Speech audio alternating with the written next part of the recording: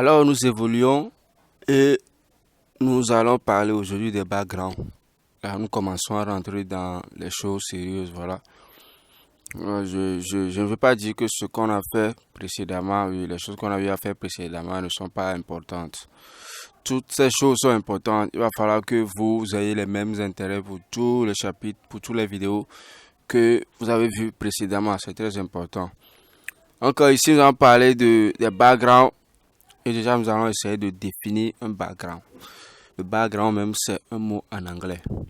Si nous voulons le traduire en français, ça veut dire un fond, le fond d'une affiche.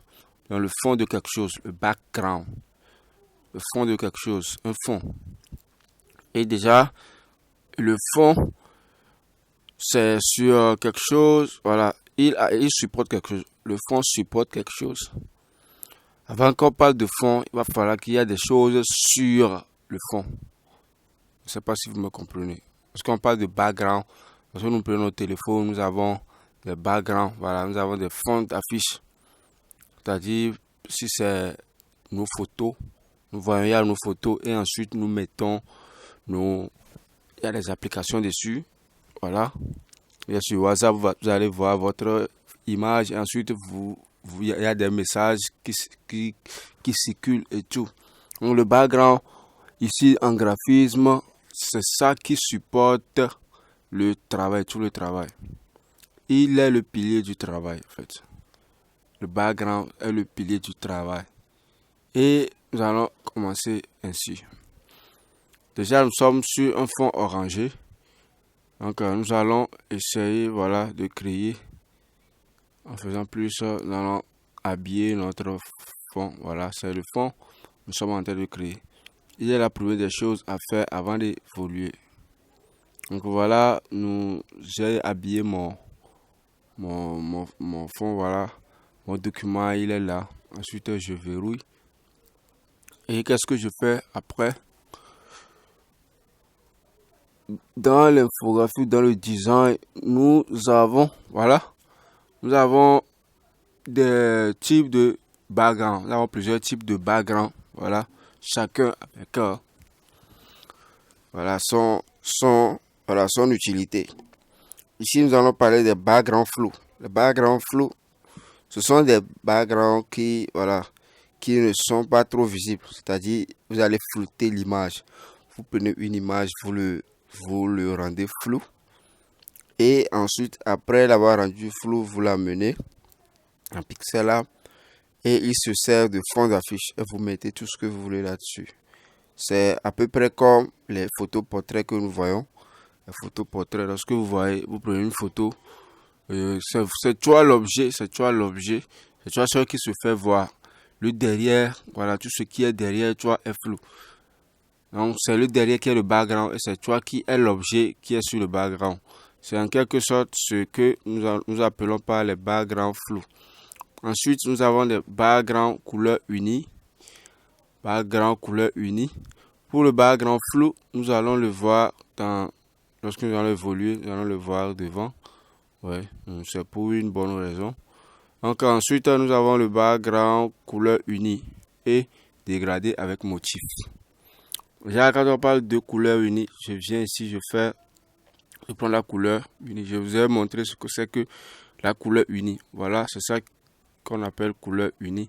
Par exemple, si je prends la couleur, pas une couleur spécifique comme le vert, ainsi, voilà, il est déjà uni. Déjà, ça, c'est déjà un background sur lequel vous pouvez mettre voilà, tout ce que vous voulez. Et c'est ça qu'on appelle background, voilà, le background unique, couleur unique. Il sert à quoi? Ou bien, pourquoi on le fait comme ça? Ce sont des backgrounds pour des affiches qui sont des affiches épurées, c'est-à-dire des affiches très simples. Et des affiches très simples. Et une chose que vous devez savoir, c'est que le background, pour faire un background, il y a des personnes qui font des backgrounds et le background et les tests et tout ce qui est sur le visuel se mélange. On n'arrive pas à distinguer c'est quoi le background, c'est quoi les informations et tout.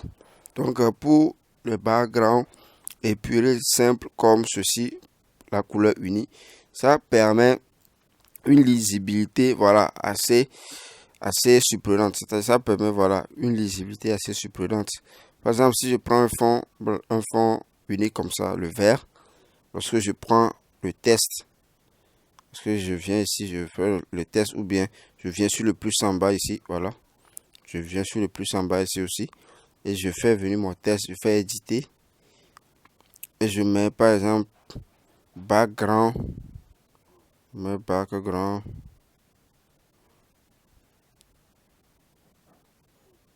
Là, je mets background, je valide et je le fais venir.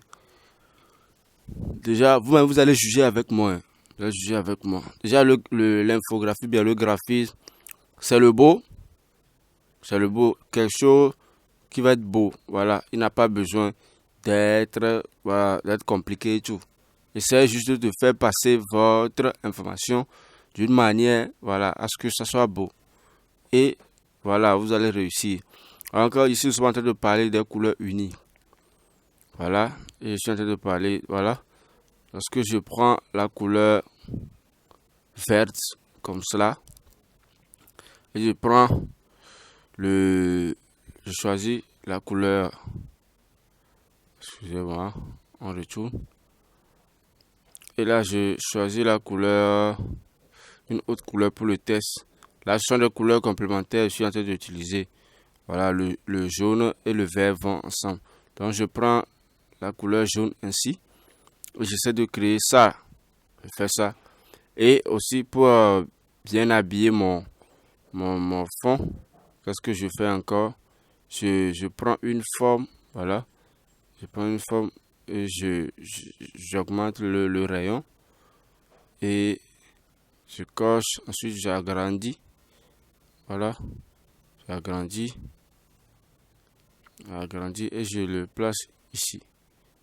Voilà, je le place tout juste ici. Et mon background, par exemple, je veux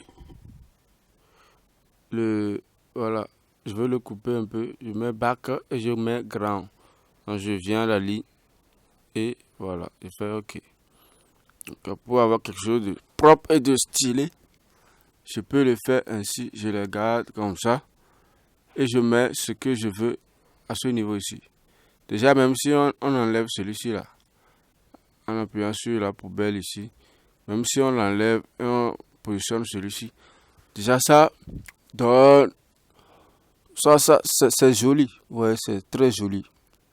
Là, c'est un fond unique. Vous voyez, c'est un fond unique. Alors que si je fais ceci, par exemple, je choisis depuis la galerie en cliquant sur le plus, voilà, en venant sur, voilà, du galerie. Vous le voyez, il est en train de clignoter ici. Vous cliquez sur du galerie ou soit, nous revenons en arrière, vous venez sur les 3 points. Si vous voulez importer une image depuis votre galerie, vous venez sur les 3 points ici. Vous cliquez dessus et vous venez sur utiliser, voilà, exporter l'image ou bien utiliser image de la galerie. Il est tout juste en haut ici, vous le voyez, non? Voilà, vous cliquez sur le premier lien. Voilà. Et ici, je choisis les images de ma galerie. Ça n'est pas beaucoup actuellement. J'en essaie de prendre une. Voilà, je prends par exemple la dame là. Non, on prend le background ici. Voilà, voilà, voilà. Et j'essaie de prendre. J'ai l'embarras de choix. Par exemple, je prends celui-ci là. Voilà. Donc, j'essaie de le recadrer. Je prends, puisque mon affiche est en format carré, je prends le 1, le carré ici, et je coche. Donc, on attend. Il doit apparaître ici. Il est où? D'accord, il n'a pas apparu. Encore, on retourne, on vient sur le plus ici. Voyez, nous cliquons sur le plus en haut et du galerie. Et nous reprenons la même chose. Je choisis mon image. Je vais prendre encore cette image-là. Et voilà, il est où? Il est où? Il est où? Voilà, il est ici. Et voilà, je le prends. Ah, ok, il est déjà arrivé. Voilà, il est ici. Alors, mais moi, je ne le veux pas ainsi. Non, je le supprime. Je veux le prendre à un autre format. Je veux du galerie. Voilà. Photo. Background. Et je viens. Voilà. Je prends le premier. Je fais OK. Donc, à l'aide de ce curseur-là, je peux augmenter et je le remplis. Voilà. Soit je viens au niveau des calques. Une fois l'image est enregistrée, je viens au niveau des calques. Au niveau des points. Les points qui sont juste à gauche de l'image, les 8 points là, les pointillés là.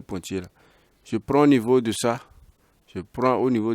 j'appuie dessus, et là, vous voyez, je peux déplacer, voilà, mon image, oui, partout où je veux.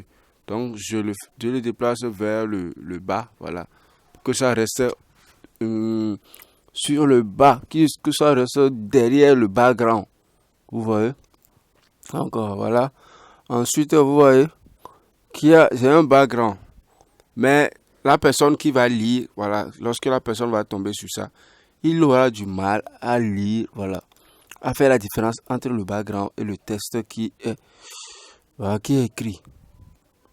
Ouais, donc c'est pour cela, il faut privilégier les fonds uniques pour ne pas avoir de problème. Dans cette vie, nous tous, comment on dit, oui, on essaie d'éviter au maximum les problèmes. Donc si tu as la capacité, voilà, de fuir le problème, pourquoi ne pas le fuir? Donc pour éviter, voilà, ces problèmes-là, éviter d'utiliser des fonds compliqués et tout, des fonds uniques comme le vert ici, c'est déjà suffisant. C'est déjà suffisant. Vous voyez. Maintenant, vous pouvez, à l'aide de ça, voilà, vous créez un background. On peut faire la même chose également lorsque j'appuie ici. Vous voyez. Il y a des exceptions. Lorsque je fais revenir l'image ici, j'ai la capacité ou bien de diminuer un peu la visibilité de l'image là. J'ai, Là, j'ai choisi l'image. Voilà, je suis que j'ai choisi l'image. Et je viens en bas dans les options. Je viens dans je cherche les options. Voilà, au niveau des formes, je clique sur la forme ici, vous voyez. Et je cherche l'opacité. Voilà. Je clique sur l'opacité. Et là, une fois lorsque je suis en train de diminuer, vous voyez, je suis en train de diminuer mon image. Voilà, l'image rentre dans le fond vert. Vous voyez, ça rentre dans le fond vert. Ça se fait voir. Mais là, c'est beaucoup plus conseillé. Vous voyez la différence, n'est-ce pas? Là, c'est beaucoup plus conseillé. Donc, pour vos conceptions et tout, utilisez ces petites techniques-là. Ça va vous différencier des autres, en fait. D'accord? Essayez d'appliquer voilà, ces petites choses, voilà. Vous importez, vous avez déjà une image, vous avez déjà un background unique. Vous pouvez l'utiliser comme ça, sans ajouter quoi que ce soit. Et sur ça, vous pouvez mettre vos trucs, mettre tout ce que vous voulez. Alors, au cas où vous ne voulez pas l'utiliser ainsi, si vous avez une image, voilà, de préférence, vous importez l'image sur le background, voilà, le background coloré, background, oui, que vous avez amené. Et comme ça, qu'est-ce que vous allez faire ensuite? Vous allez diminuer l'opacité de l'image que vous avez importée. Parce que cela ne ressemble à quelque chose de pareil, voilà. Donc ça là, lorsque vous allez ajouter vos tests et tout là, qui va vous empêcher, qui va vous dire que vous avez mal fait? Personne, par exemple, je vais ajouter un test, je ne sais pas si j'ai un test prédéfini, j'ai un test, voilà. Là, c'est beaucoup aussi, hein. Il faudra qu'on diminue un peu, voilà. J'essaie de supprimer quelques phrases. Et voilà. Lorsque nous allons commencer, oui, et les ateliers, voilà, nous allons prendre des sujets pour créer des visuels. Vous allez voir à quoi nous servent tous ces conseils, tout ce que je suis en train de vous dire. Voilà. Il y en a parmi vous, vous n'allez pas, pour le moment, vous ne voyez pas on va dire, le but ou bien ce que je suis en train de vous montrer, vous ne voyez pas le but. Vous ne savez pas, voilà, comment on a voilà, l'objectif, quoi, le but. Bientôt, vous allez le voir lorsque nous allons commencer à pratiquer. Donc ici, je choisis un peu une couleur, c'est simple. Par exemple, je peux prendre aquarelle ici, voilà, pour les tests, pour les grands tests. Et là, qu'est-ce que je fais? Je peux utiliser taille du test pour diminuer, voilà, mon test. Et à l'aide de ce petit, voilà, je peux essayer de l'agrandir, voilà, avec le point bleu ici, là. Je peux essayer de, voilà, l'agrandir comme cela. Et je sais, voilà, voilà, c'est beaucoup aussi, c'est pour cela c'est un peu visible. Donc voilà. Et si je veux, je viens au niveau des paragraphes, l'alignement ici, voilà, aligné. Je clique dessus et je centre mon image au milieu.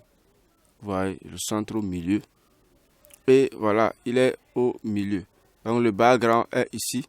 Si je veux centrer également le background, je viens au niveau du aligné, voilà. Je clique ici et lui aussi il est aligné. Vous voyez, donc il est aligné, tout est aligné ici.